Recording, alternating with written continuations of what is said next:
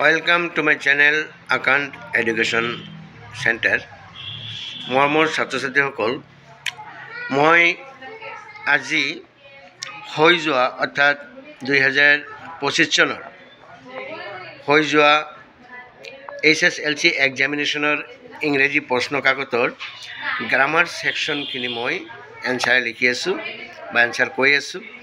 এইটো তোমালোকে যিবিলাক পৰীক্ষাৰ্থীয়ে পৰীক্ষা দিছা তোমালোকে কোৱেশ্চনখিনি মিলাই চাবা, তোমালোকক ভাল লাগিব। মিলোৱাৰ পিছত তোমালোকে সঠিক এনসাৰটো পাই যাবা। ইয়াত চোৱা, দ্য ছান ৰাইজ ইন দ্য ইষ্ট, ৰাইজটো ব্ৰেকেটত আছে। এইটো টেন্স কাৰেকশ্যন কৰিবলৈ দিছে। ইয়াত টেন্স কাৰেকশ্যনটো এনেকুৱা হ'ব, the sun rises in the east. এইটো যিহেতু ইউনিভাৰ্চেল ট্ৰুথ, গতিকে এইটো চিম্পল প্ৰেজেণ্ট বা প্ৰেজেণ্ট ইনডিফিনিট টেন্সটোৱে হ'ব। 2 নম্বৰটো দিছে, when I meet her she read a book। ৰিডটো ব্ৰেকেটত আছে। ইয়াত এটা চিম্পল পাষ্টত আছে, অৰ্থাৎ পাষ্ট ইনডিফিনিট। ইয়াত কণ্ডিশ্যনেল when আছে, গতিকে এটা পাষ্ট ইনডিফিনিট হ'লে আনটো পাষ্ট কণ্টিনিউৱাছ হ'ব। when I meet her she was reading a book। ইয়াত পাষ্ট কণ্টিনিউৱাছ টেন্স হ'ব। 62 এইটো নম্বৰত কুৱেশ্যনটো দিছে। ইয়াত I often go to Mumbai। Mumbai is the commercial capital of India। এই দুটা সেন্টেন্সক জইন কৰিব দিছে, অৰ্থাৎ কম্বাইন কৰিব দিছে ৰিলেটিভ প্ৰনাউন দি। ইয়াত ৰিলেটিভ প্ৰনাউন হুইচটো আনিব পাৰা। I often go to Mumbai which is the capital of India।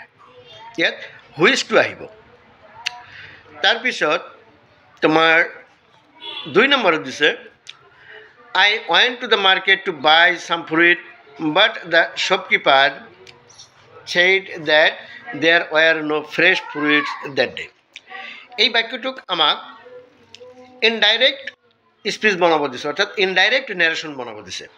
এতিয়া ইনডাইৰেক্ট নেৰেশ্যন বনাবলৈ হ'লে আমাক কমা উদ্যোগমা লাগিব। তেনেহ'লে ইয়াত প্ৰথমতে ৰিপৰ্টিং স্পিচটো তোমালোকে দি শ্বপকিপাৰ ছেইড এইটো আনিব লাগিব। দ্য শ্বপকিপাৰ ছেইড কমাটো দিবা।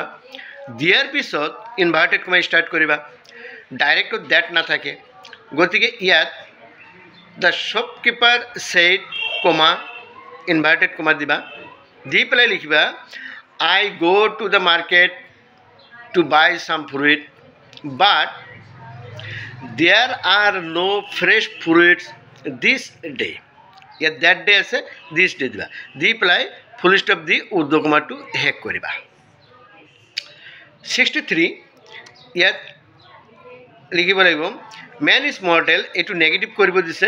ইয়াত উইদাউট চেঞ্জিং মিনিঙত নেগেটিভ কৰিব হ'লে মেন ইজ নট ইমৰ্টেল। আৰু 2 নম্বৰত দিছে, ৱেল ডান। এইটো এক্সক্লামেটৰী চেণ্টেন্স, এইটোক আমাক কৰিব লাগিব এছাৰ্টিভ চেণ্টেন্স। তেনেহ'লে আমি এছাৰ্টিভ কৰিবলৈ হ'লে ইউ হেভ ডান ৱেল এইটো দিব লাগিব।